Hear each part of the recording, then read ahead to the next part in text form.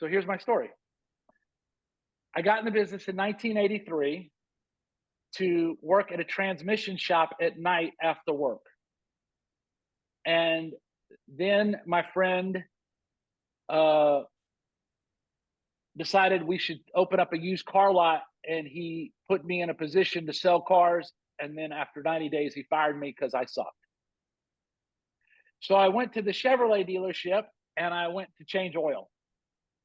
And for 30 days, I changed oil. And then there was this new owner came in and who bought the dealership. And the, the part of the ownership was a friend of my father's and said, "Oh my God, you need to be selling cars. This boy knows everybody, his family, everybody knows his family."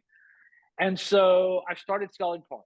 And then a year and a half into selling cars in Louisiana, I had months where I was almost salesman of the month, and the next month I was almost fired. And then the next month I was like, "Oh my God, that's terrible." And back then, there was 14% unemployment. And if you had great credit, interest rates were 18%. And there were people paying 32% interest and 20% interest on a house Mm. and a car. And that was the world. But I didn't know that was bad because that was just the world I was in. So a year and a half in, I moved to Houston. And I went to work for a dealership in Houston, the number one dealership in the country. And I went to work there, and I worked 6 days a week from can to cane because I needed to be successful.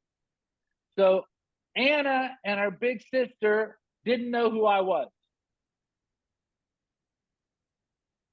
because I was never home except on Sundays.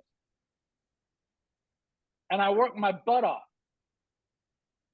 And after 2 years in the business, I realized that this was not for, I mean, after 3.5 years in the business, 2 years in Houston, I realized this wasn't for me.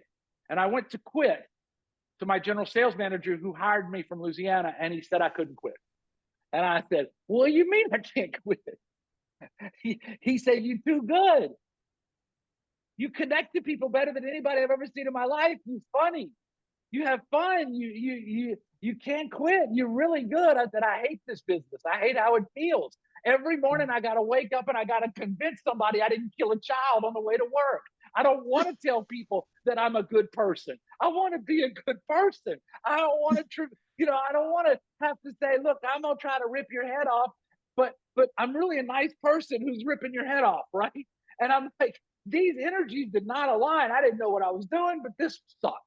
I didn't know what I was going to do. I don't have an education. I'm not intelligent. At the time, I really believed I was dumb because I don't read good. And so I'm going to quit. And he says, "Take a leave of absence."